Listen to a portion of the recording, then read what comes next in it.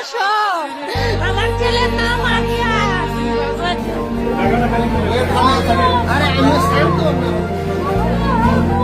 তোমার বুক খালি হয়ে যাচ্ছে। 21 জুলাই সোমবার দুপুর ঢাকার আকাশে তখন নিদারুণ বিষণ্ণতা। উত্তরার মাইলস্টোন স্কুল প্রাঙ্গণে শিশুদের কলকাকলিতে মুখরিত। ভবিষ্যতের স্বপ্নগুলো যেন ছোট ছোট পায়ে ছুটোছুটি করছে। বাবা মায়েরা অধীর আগ্রহে অপেক্ষা করছেন তাদের বুকের ধনদের ঘরে ফেরানোর জন্য।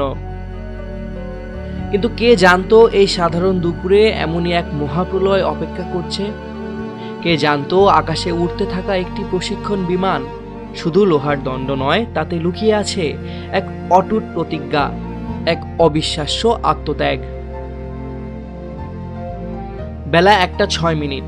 বাংলাদেশ বিমান বাহিনীর F-7 বিজেআই প্রশিক্ষণ যুদ্ধ বিমানটি যখন উড্ডয়ন করল, তখন হয়তো পাইলট ফ্লাইট লেফটেন্যান্ট তৌকির ইসলাম সাগর স্বপ্নেও ভাবেননি এটাই তার জীবনের শেষ উড্ডয়ন।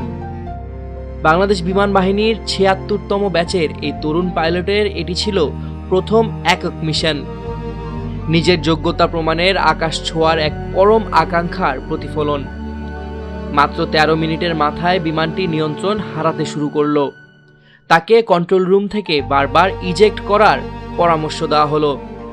নিজেকে বাঁচানোর সুযোগ ছিল তার সামনে, কিন্তু তৌকির তখন হয়তো ভাবছিলেন তার নিচে থাকা প্রাণগুলির কথা, স্কুলের শত শত শিশুর কথা। তিনি জানতেন প্যারাশুটে ইজেক্ট করলে বিমানটি সরাসরি আবাসিক এলাকায় বা স্কুল ভবনে আছড়ে পড়বে, ধ্বংসযজ্ঞ আরও বাড়বে। যে দৃশ্য এখন চোখের সামনে ভেসে উঠছে তা কোনো কল্পকাহিনী নয়।